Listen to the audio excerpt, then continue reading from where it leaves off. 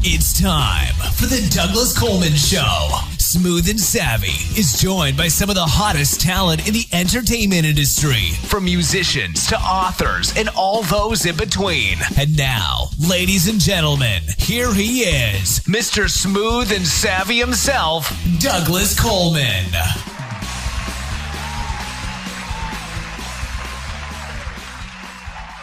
Hello. Welcome to the Douglas Coleman Show. It's me, Douglas Coleman. How are ya? We got a great show for you today, but not a lot of time to chit-chat at the beginning. The interview was a full interview, and we've got a song that I want to play. This song, actually, I discovered this band on Twitter. When you're on the internet and it's one of those deals where you click on this and you end up over here, it's like you start looking for something, you're looking for music, and then you end up looking at garden tools, and then you end up looking at cereal, and then you end up looking at, news items. It just, one thing connects to another, to another, to another. This is exactly what happened with this particular thing. And I found this band and played their music, and I thought, wow, that's really good. I got one of their songs, contacted them, and they were nice enough to send us a song. So the band is called Falling Awake. Falling Awake began creating music in 2013 and has revitalized the pop-punk genre with well-crafted modern songs. The two-man band actively engages with social media followers and YouTube fans, interacting on topics that their community cares about. The band's latest album, Constants and Variables, brought them into the regional spotlight, and a new album is coming soon. Here is Falling Awake and 17.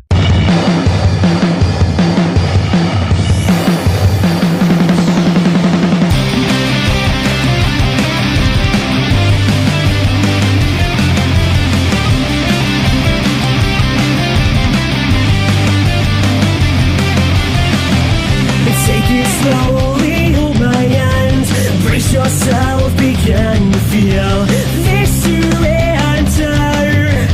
I surrender. I'm sweeping ashes of a friend. I feel your breath and feel my heart cease to beat. Why can't you say we were 17? You meant so much, but dreams are all vague. I felt it hard to hide. We made it almost over yet. Take the best of this, blow it up and save it for the rest. The rest, live your life, 'cause this was the best of life.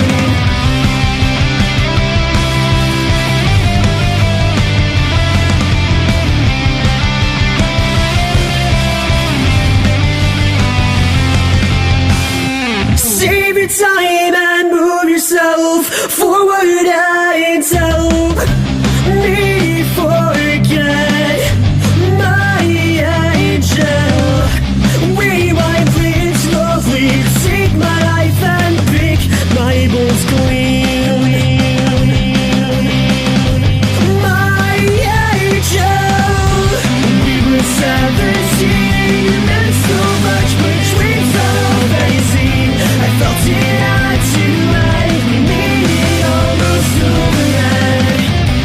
Take the best of this, blow it up and save it for the rest. The rest, love your life, 'cause this was the best of life.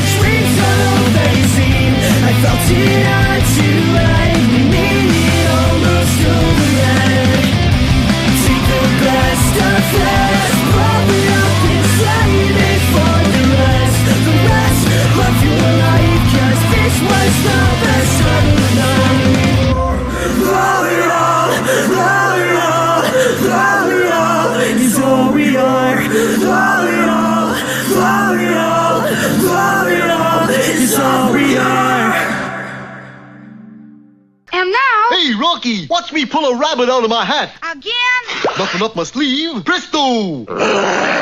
Ooh, don't know my own strength. Now here's something we hope you'll really like. He was born into a family of amateur radio operators and was exposed to electronics from birth.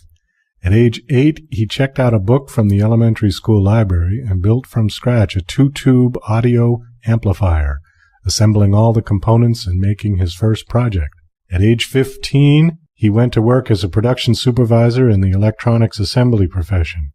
After 5 years as a production supervisor, he went to work for a Houston-based communications engineering company, and then started on with Mobil Oil in the engineering department. He soon left Mobil and started his own businesses and created and championed many systems built for the World Trade Center, British Petroleum, Conoco, Dow Chemicals, Hewlett-Packard, and NASA. He started building content and talent to start an international Internet Protocol television network and has been putting together very unique marketing plans, dealer networks, interfaces with Universal Studios, and 6,000 titles of content so far. His network will be providing news unlike any current broadcasting network does. He is the founder of Forecast Broadcasting Network based in Durango, Colorado, which he started in 2013. He is also a renowned risk assessment CEO who works with Fortune 100 companies. He has also designed a perfect, luxurious 5-star safe house for those who may want to provide maximum protection for their loved ones. Okay, please welcome Jerry McMullin. Hi, Jerry. How are you? Hello, Douglas. I'm doing great. How are you, sir? Oh, very good. Very good.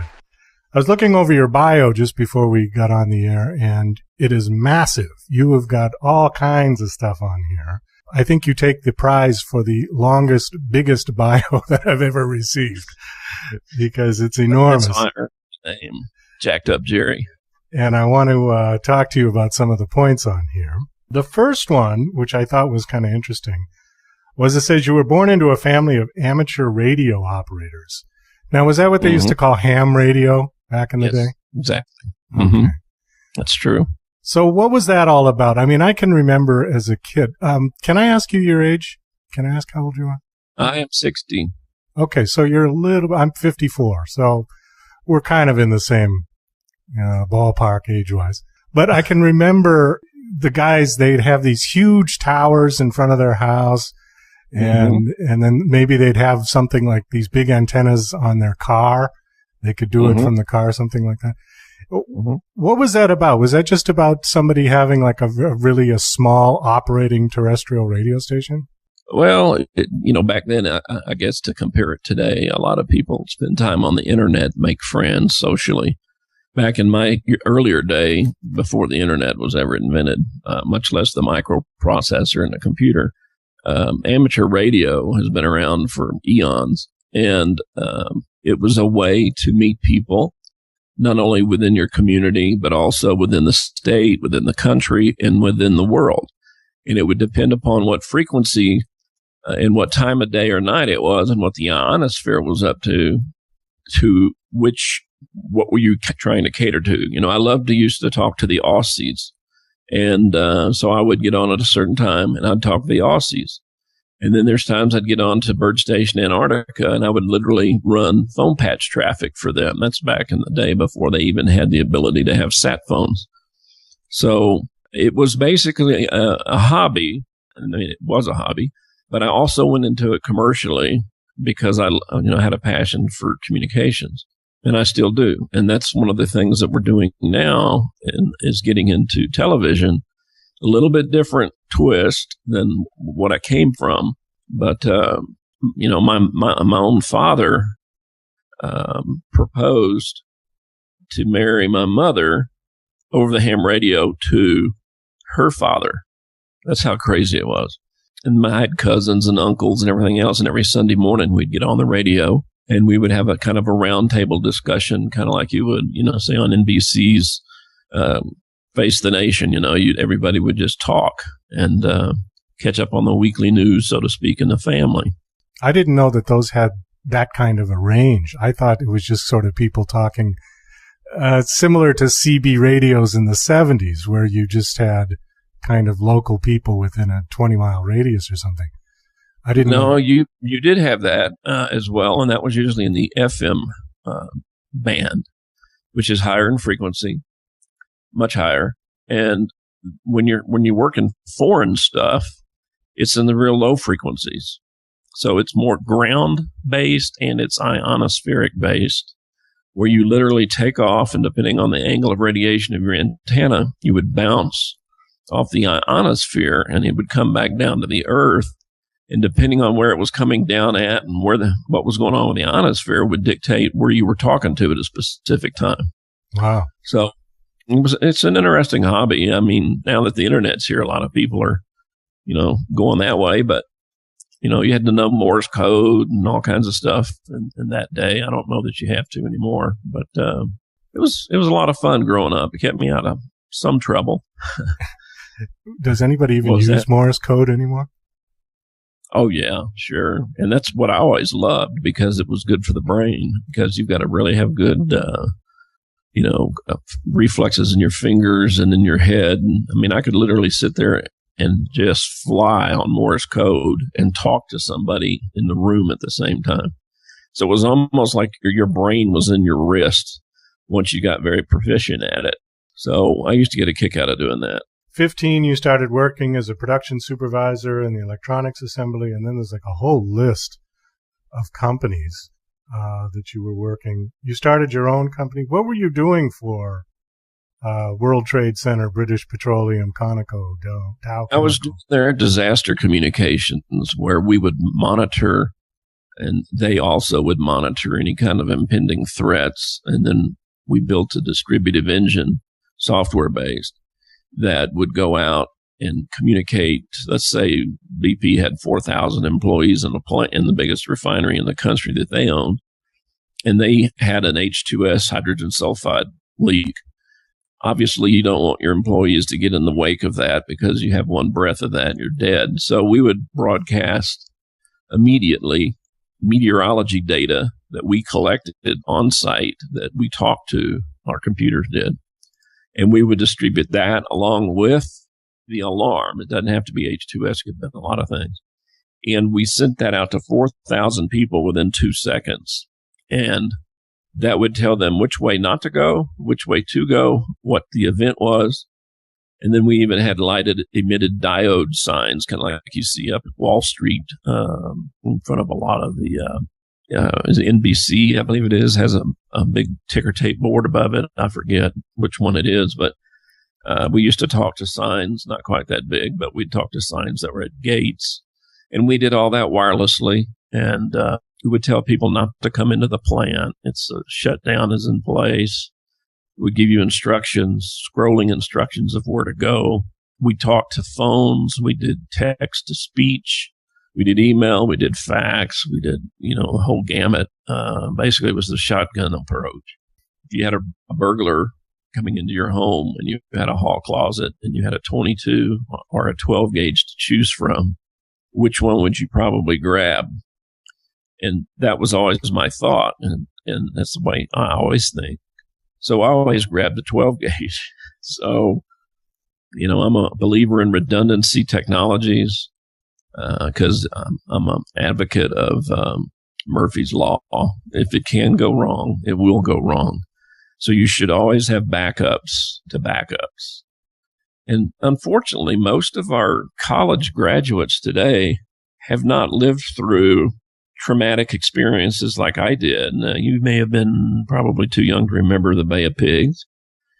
I'm sure you remember the event, but I remember it extremely well, because I was living in Houston at the time, and everybody thought they were going to be nuked. And we were not far from it, actually. Everybody was on edge. And even in the Baptist church, they were going to church 7 days a week, and they were wailing and crying and weeping. And I was like, good grief, what's wrong with these people? I mean, I was about that age. We didn't quite get the whole concept. But when I got older, I realized that that's why everybody was at church, was trying to pray those missiles not to be launched. So, well, I do remember as a first grader, second grader, having to do the run, duck, and cover, and finding hold your head. under your desks in elementary school. And, like that was really going to help us. Yeah, right, exactly. And the bomb shelter, the famous bomb shelter, the yellow and black signs. Yeah. They've shut them all down. It's crazy, except for, the ones that the executive branch have. But as far as consumers concerned, they're pretty much on their own. And, the Cold War never went over. And people bought the lie that it did. But, I said from the day that the wall came down, when Reagan said, tear down that wall, I said, people, if y'all believe that, y'all are so stupid. It's like taking a leopard, shaving it with a pair of shears all the way down to its skin, thinking that when his hair grows back out, he's not going to have spots. If you were brought up, you're a product of your environment. If you were brought up under a communist regime or under the Islamic rule of law, Sharia law or whatever, that always stays with you. That's what you were taught. And so that becomes a warden of the mind. And the only way that you can get over that is to assassinate the wardens that are in your mind. And you can do that in several different ways. But, you can play with very strong magnetics and so forth, and do a lot of things to your mind. But I've always been around communications my whole life, whether it was through public safety, radio, data, police, fire, EMS. And then we got into the disaster side of the software side, where we served the World Trade Center and NASA and BP, Conoco, and, Valero, and a whole list of them. And now I'm going into international protocol television, and we should be on the real stuff will be up on the air hopefully within the next 30 days. And we will be able to sell content, which is like HBO, Showtime, NBC, all that kind of stuff. But the main thing that we're doing is that we're selling dealerships, because we have a unique approach to tourism, to news, because our news will be completely different than any other news you've ever heard because of our sources. And it'll be, travel centric. And we're looking for dealers that we supply audio and video equipment with, wireless mics and lighting and so forth. And then for every ambiance ad or mood ad or a radio talk ad, it doesn't matter what kind of ad it is, but any kind of ad they sell, they keep 60% of the revenue. All they have to do is load it to a Dropbox. Then we edit it, and then we air it on, a variety of different shows. So we have that opportunity available for those that, are looking for work or looking for a job. We have financing available and so forth. And that's the new venture that I'm on. And hopefully the last one, because by then I'll probably be dead. But it goes fast, I got to tell you. Well, I agree with you. Yeah, I agree with you. I can remember as a kid waiting for Christmas that last week, and that last week was just agony, and it took like what seemed like 100 years to get 1 week until Christmas Day. And now a week goes by seemingly like in 24 hours. Exactly. It's kind of maddening. I don't know why it does that. Stand the wait. I always peaked. And 1 year I peaked when I was in high school, and I saw the word pistol grip. And I thought, oh my God, they bought me a 22 or whatever, because I was into duck hunting and everything at that time.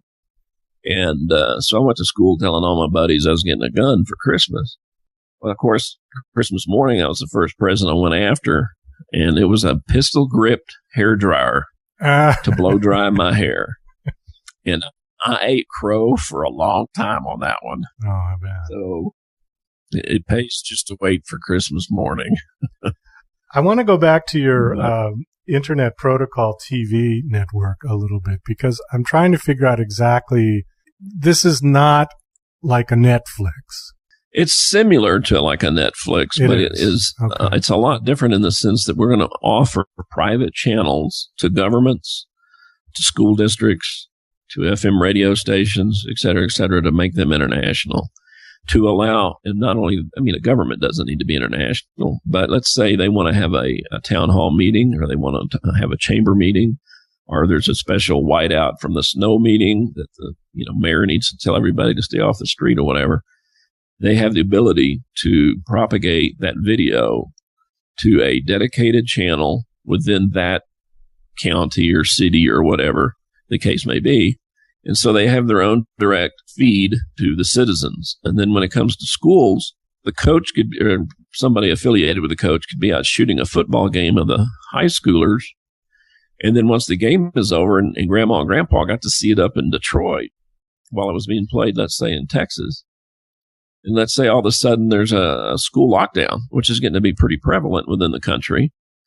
The principal has access, and he doesn't even have to have the camera. He can actually use his iPad or his Android and shoot video of his face talking and saying there has been a lockdown at such and such a school. This is what's going on and so forth. And the parents get some relief from that instead of wanting to beat the doors down and steal their kids out.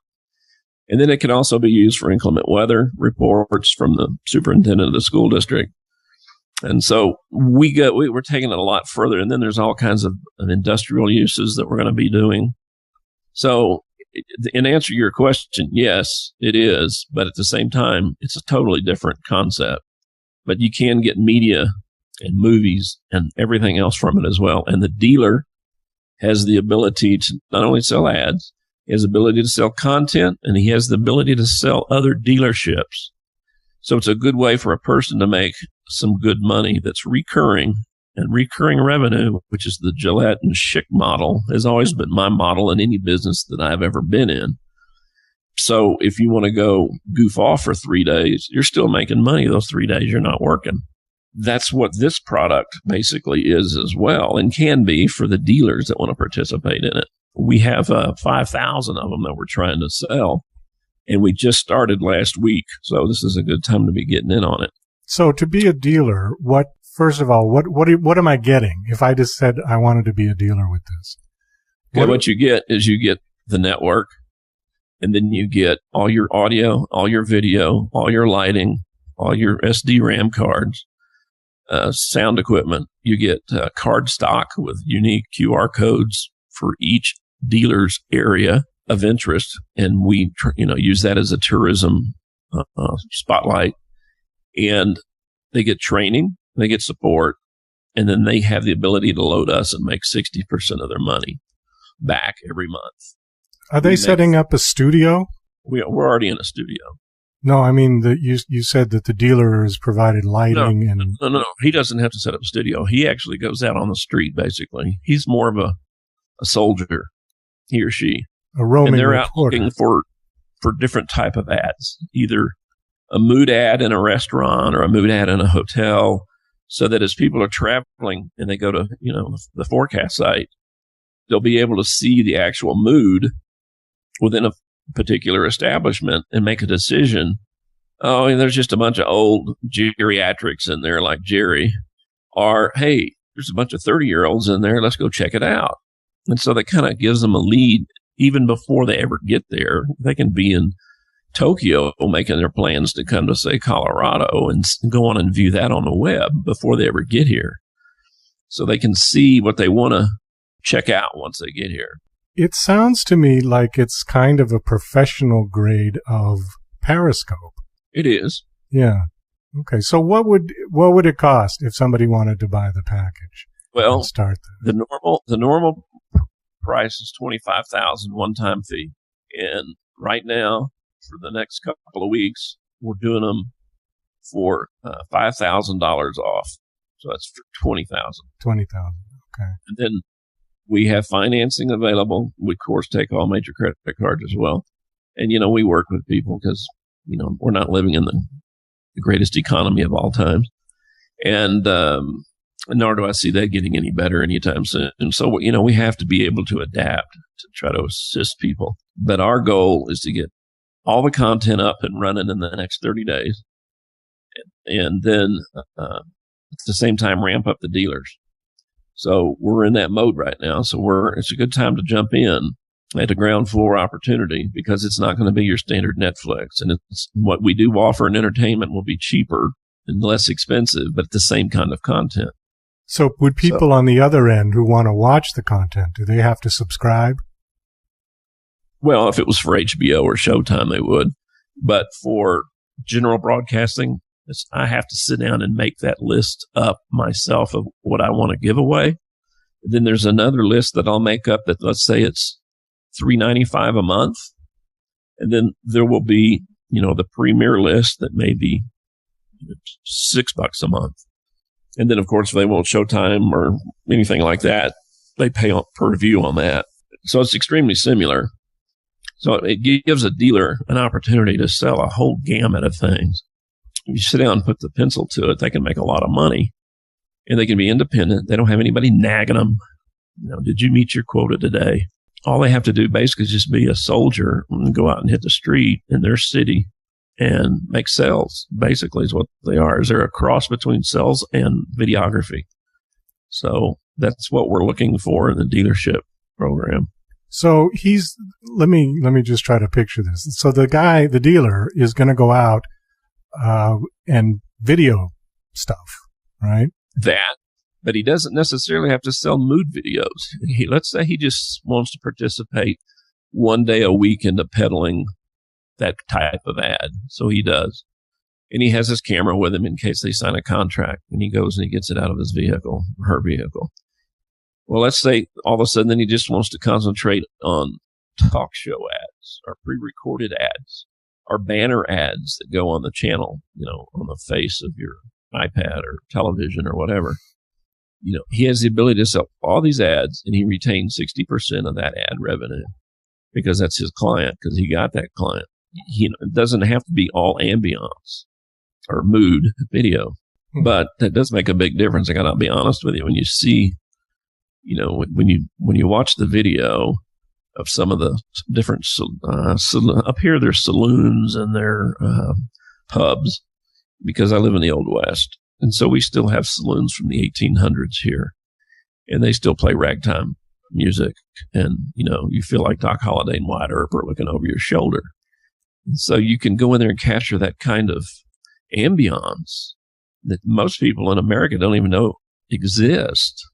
And a lot of them are still into the Louis L'Amour books, and they love the Old West, and they love John Wayne movies and so forth. We're right in the middle of that. John Wayne filmed a lot of his stuff right here. And the other thing we want to do several years down the road is open a motion picture studio. And part of it will be dedicated to John Wayne, because John Wayne always wanted a studio in Southwest Colorado, but he got sick with cancer, as you know, and he never saw that come to fruition. But we've already been talking to others about that, and that's down the road. But we'd love to start shooting motion pictures, and then if we weren't shooting something, we could lease it out to Sony or Universal or whoever, and they could come out and shoot whatever they're shooting. Because we are in the canyon lands, we're in around all the mountains, and we're in the grassy plains of the farming community. Our tax rate is 2.9% versus LA's 9.5%. We have no union labor. We're right on top of the Navajo and Ute reservation. We have plenty of labor that we can get, and they're not unionized. And so they can learn a new trade. It's a great place to do that for motion pictures. And so we're already planning on all that. I've been talking to Sony and everything. They see a bunch of synergies doing that here in Colorado. Hopefully I make it to that age. Well, it sounds very exciting. I'm just trying to put it together in my head exactly what it is, and it just sounds like it's hard to articulate. There's a lot to it. Yeah, there is a lot to it, and it sounds like it's kind of a hybrid of traditional television with, like we said, Netflix, and with something like Periscope, and it's kind of all mixed together into one thing.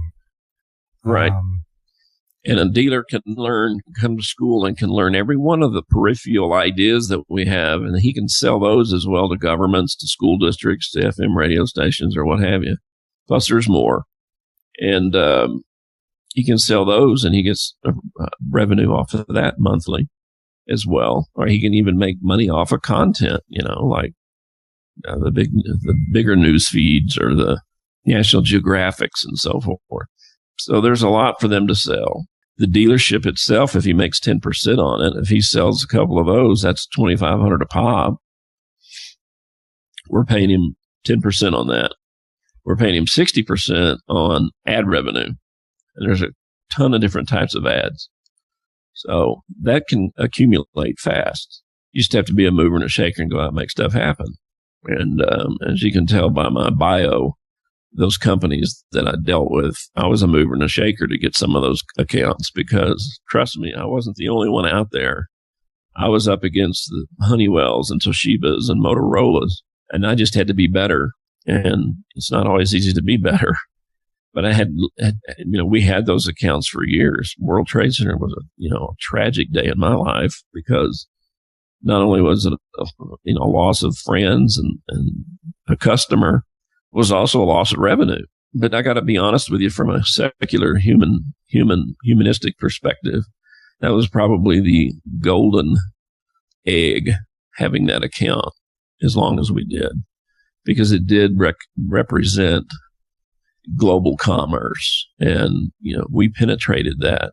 We had a great relationship with them. And that day will never go away in my mind. And when we were talking a while ago about the Bay of Pigs and so forth, I've lived through a lot of tragic situations. And so I think different than the college kid that hasn't been through them.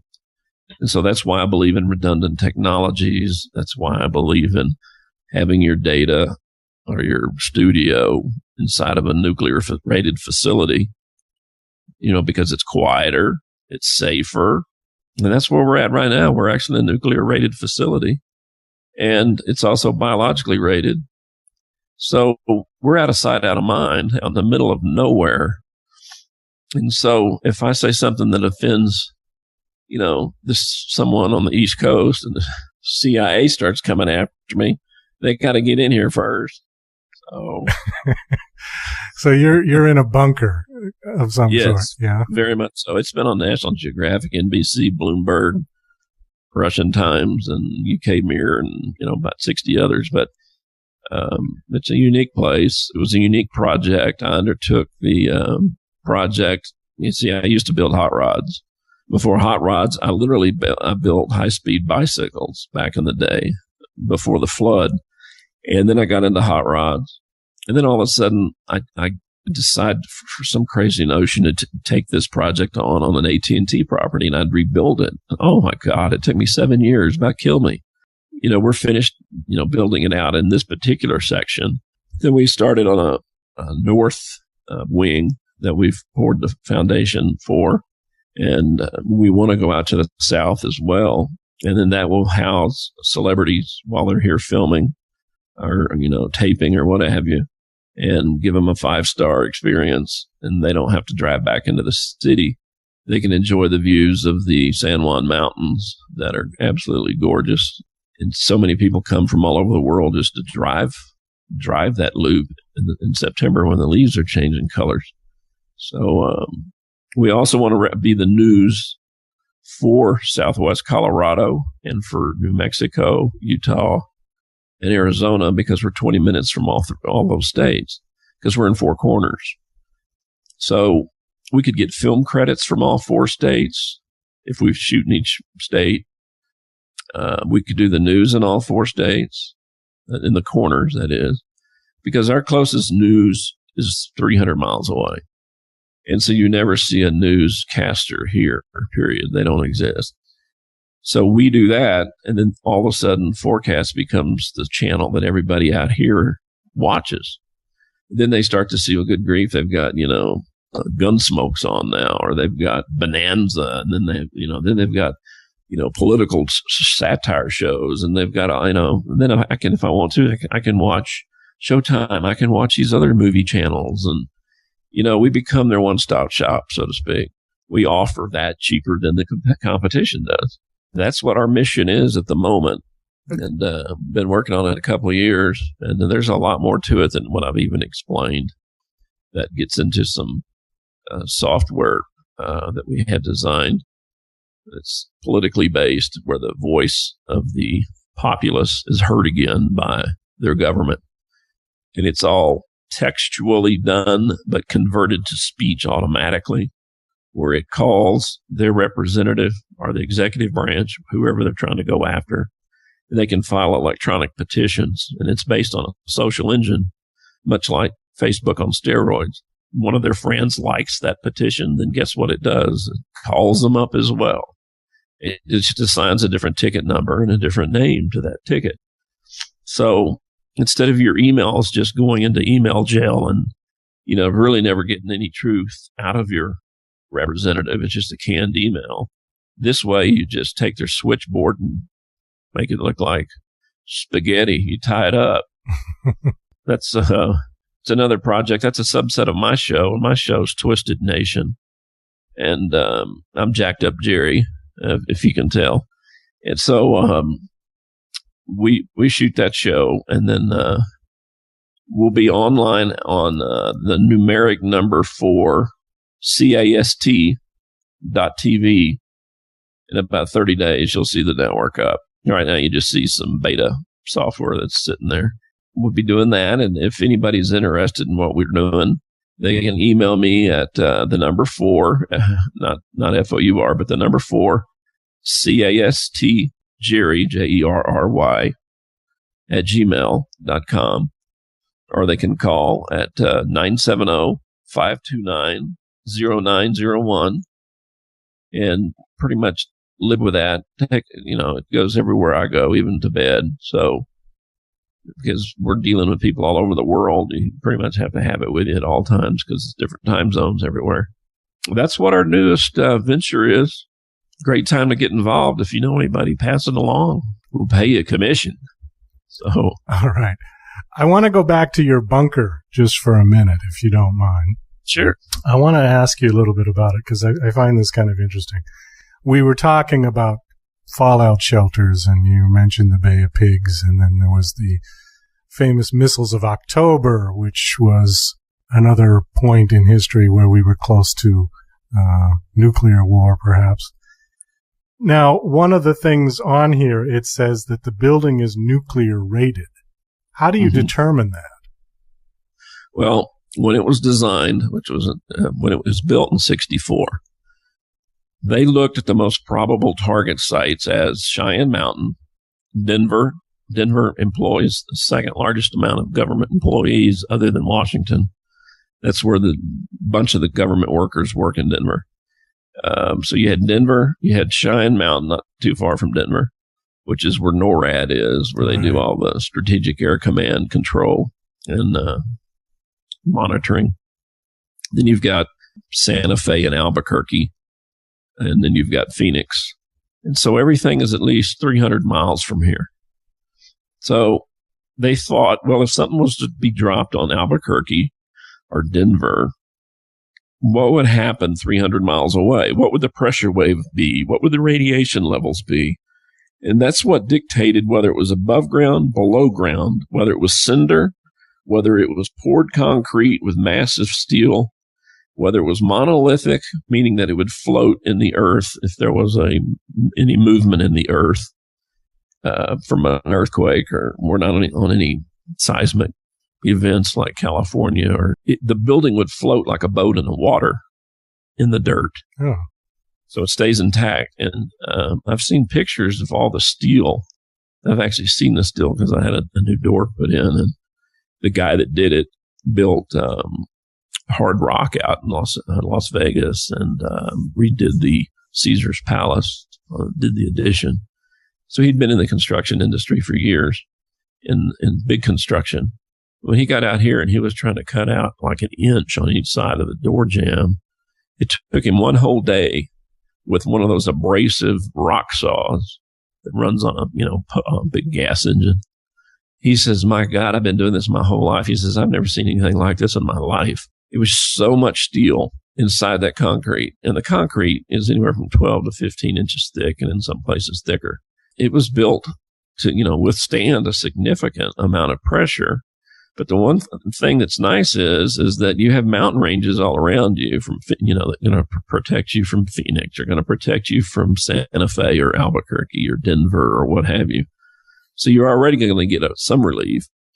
And then, whatever comes at you, the building takes care of. I mean, it's so thick and so quiet that even when the tower gets struck by lightning, which it does quite often in the summertime, you being inside the building, the lights don't dim because of the grounding system's phenomenal. And secondly, you don't even hear the thunder. It's that crazy. So when people say, well, I came over and I knocked on your door. I said, when you come over to this place, you need to take a sledgehammer to the door. I won't hear it. It's just an interesting place. But I came here not because I'm a prepper. I came here because I was making sure that after the Trade Center event that I could sustain communications with all of my other clients and be proactive and have the best data solution to protect their data and to stay on the air so that I could save lives and save property. That was the main reason for coming here. And then, all beknownst to me, I become a doomsday prepper, which, to be honest with you, I didn't even know what it was. They told me what it was, and they filmed me as such. But I was really just a normal Joe that, takes things seriously, and I'm passionate about what I do, and I was passionate about taking care of my customers. And that's why I bought this place, was for that reason. And the reason I went all solar wasn't because I was totally, I am an independent-minded guy, yes, and I do love the independence of solar and wind. But the main reason I did that is when Katrina blew in New Orleans, it's pretty much wiped out the gas supplies all over the United States. Right. And so we can hardly get any gas. And then if you just have fossil fuel generation for backup, if the grid was to go down here, all you had is a generator, let's say, and if you couldn't get gas for it, it doesn't do any good. So I thought all that through, and then I designed the solar and wind system for the place.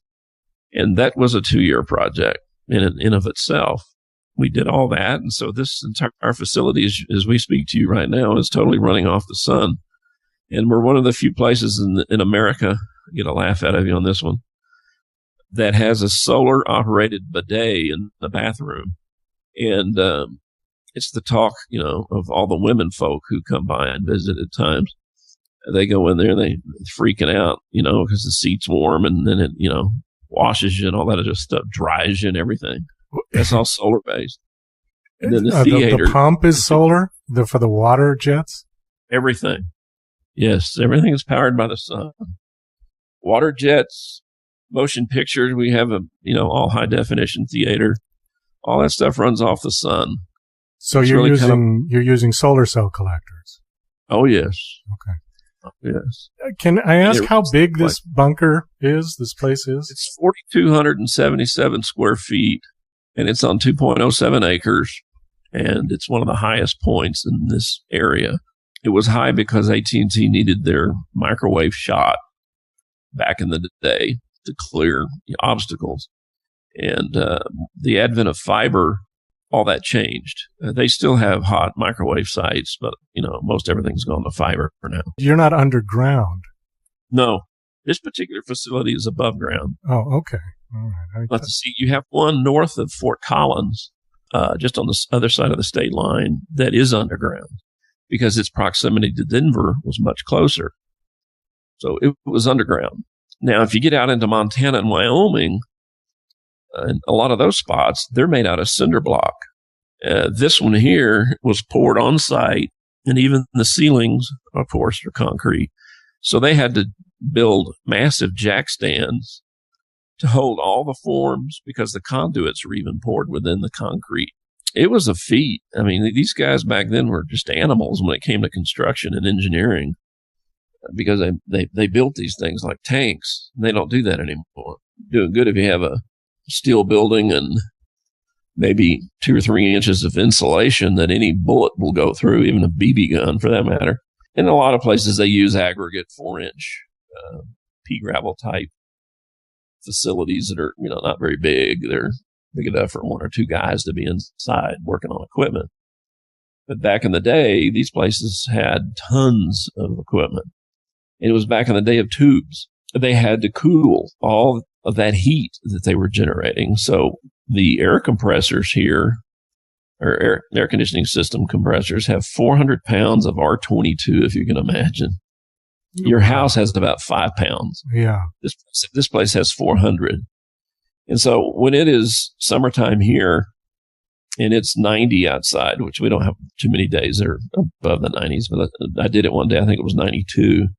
I took my laser thermometer and I left the air conditioner on for, 20, 30 minutes.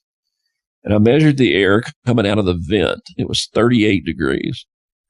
And the room was at about 52 at that moment, and which is a little bit cold.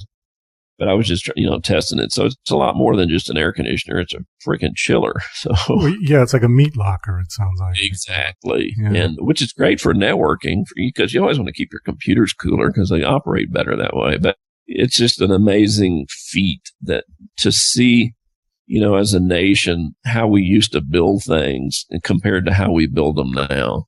We've gone from that mentality of build it to last forever, like the Coliseum, overseas, versus just a throwaway society. We'll just buy a new one, throw it away. Well, everything has kind of gone like that. I mean, not just building, but you look at even the houses that were built before World War II, and then look at the ones that were built after. That's why anybody who's buying upscale property in Manhattan, they always want a pre-war building because they were just made so much better.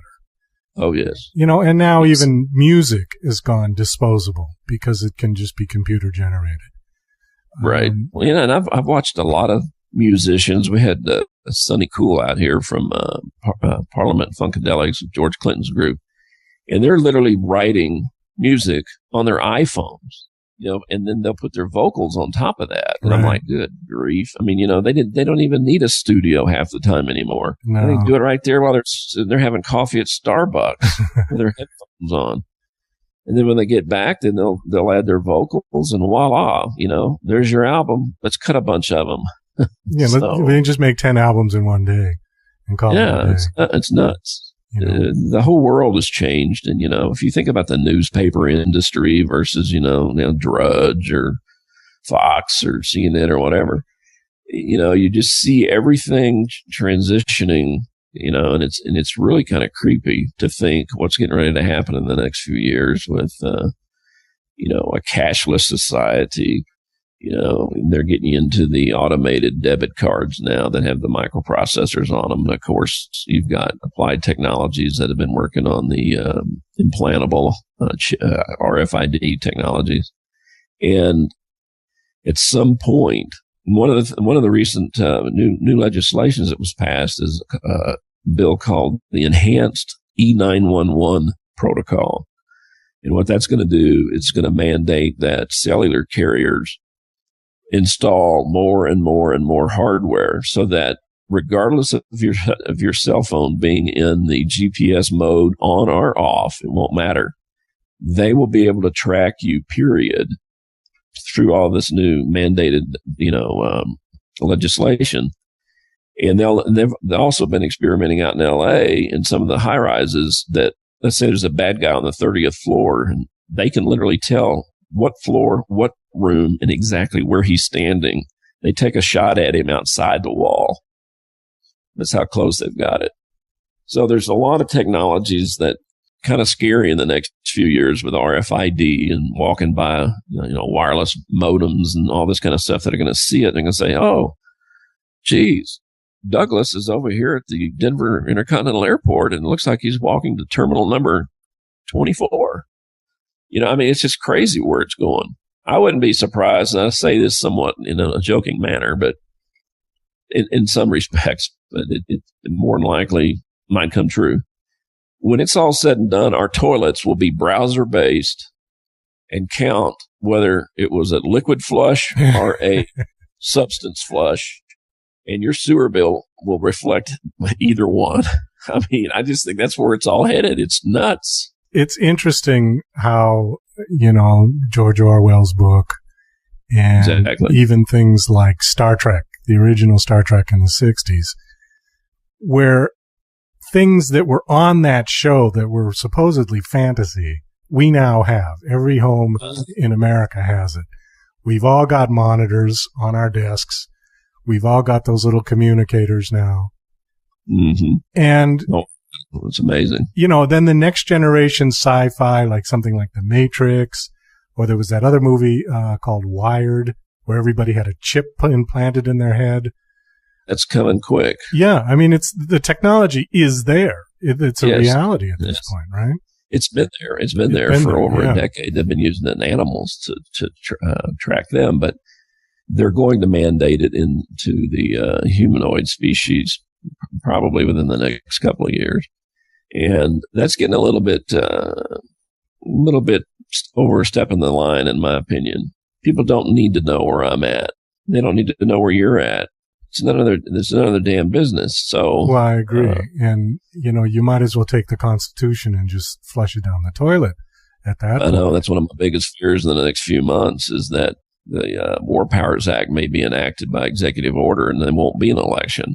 And then if you go into the War Powers Act, if you've ever studied it, that gives the president of the United States pretty much free leash to do anything. And he's already got free leash for that. Or he has, but I mean, it's even worse under the War Powers Act. So I'm hoping I'm just having bad pizza thoughts at night, but in my dreams. But I wouldn't be surprised to see something like that happen. I mean, this whole political race has really shown the American citizens how distraught and how divided we are as a nation. Well, I agree. I haven't seen an election like this ever.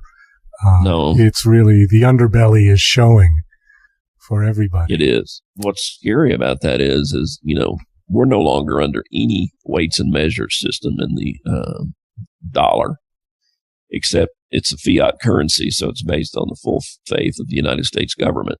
The one thing that Donald Trump has proven is there's not too many people with a lot of faith in their government. And our foreign policy sucks. So there's not a lot of foreigners that have a lot of faith in the dollar either. And so my question is, shouldn't the dollar start reflecting that at some time instead of propping it up with more QE? These are all interesting times that we live in. It's basically, we're in uncharted water right now. So anything could happen at any moment for that matter, just like we saw the day of the Trade Center. We know that the Syrian refugees, AKA terrorists, are coming in as the guise of terrorism. They've been training for years for this. They're being let in, and you know why they're being let in. I mean, they're tearing up Europe to pieces right now. Yeah. The rape rate in Sweden has gone up 1,432%, I believe it is, in the last 2 months. Germany's a wreck. Norway is just about giving in to them, and they're here waiting to be deployed. It's going to be an interesting time for show and tell. I'm just going to wave at them out of my bulletproof glass.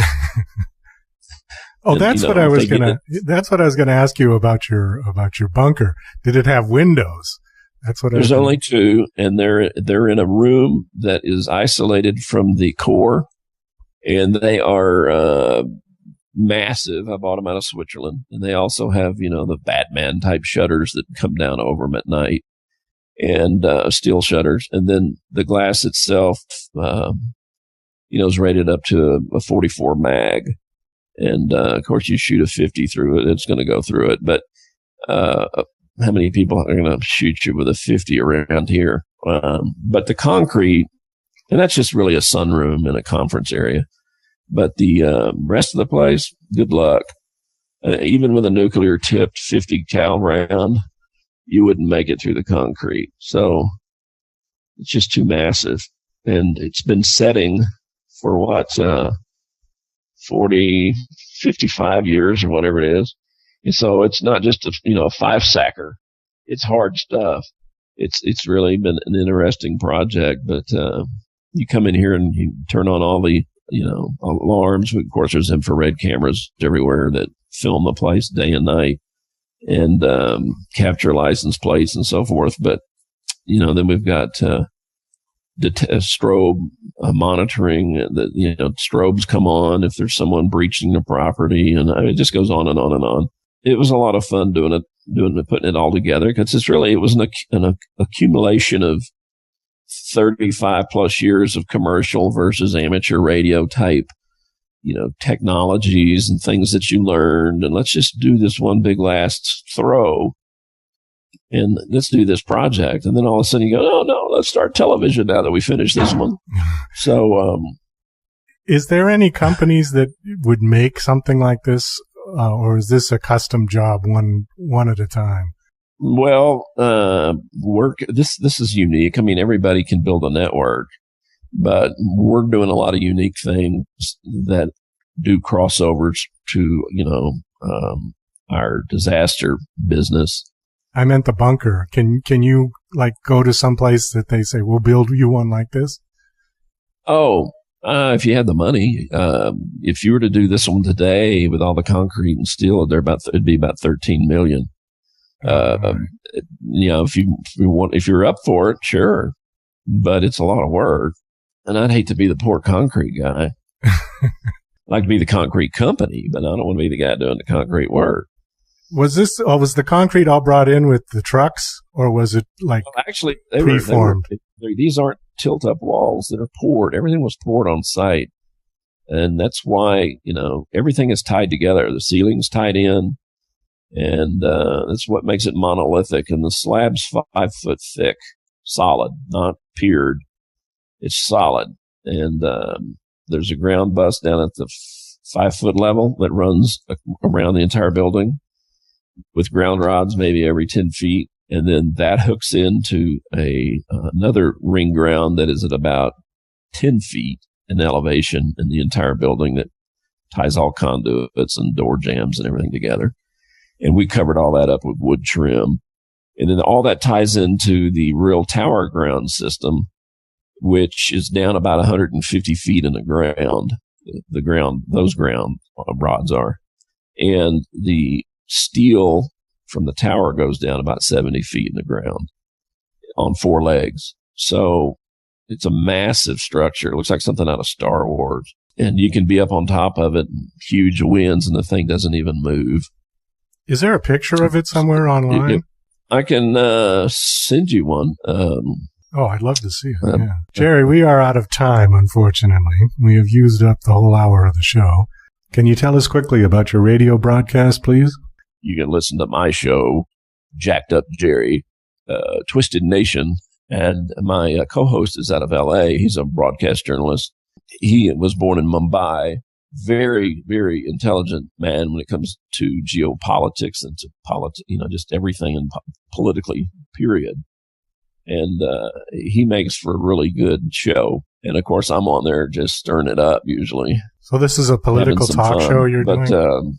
Yeah, that's it. I've been doing it I started it out in Universal in California at John Lovitz Theater, I don't know, 3 or 4 years ago, I guess. And then I brought it here, and we've done a lot of other shows too, and still will. But that's the show that I typically am always on, and unless I'm out of town or something. But a lot of fun. I'm sure you enjoy it as well, being on radio, and just it's a good way to communicate and get educational material to people and to encourage people. And the one thing that I can say to anybody is, I was a horrible student in school. And when I was 8 years old, I was already into electronics. And so that captivated my thoughts. English and math, I mean, who needed it? Is what I thought. And so all through junior high and all throughout high school, I hardly ever slept because I was on the radio at night. You can do anything you put your mind to it. It's just a matter of thought. And here's the biggest secret. You got to be tenacious in spirit. If you start something, you just got to keep pushing the trees down with the big, bulldozer until they fall down. And if they, are so resilient, you just back up and hit them again. And you just keep doing that until you move it out of the way. And that's the way it is in starting a business or excelling in your hobby or whatever it is that you just have to keep learning and you have to keep pushing, and it never ends until the day you die. But it keeps you, I think, alive longer to keep your mind active. I think I agree with you on that one. I want to thank you for coming on. It was a pleasure to have you on the show. I'm always available, and thank you for having me on, Douglas. Well, that's about all the time we've got for the show today. I want to thank my special guest, Jerry McMullin, and thank you to Falling Awake for their music. This is Douglas Coleman saying goodbye.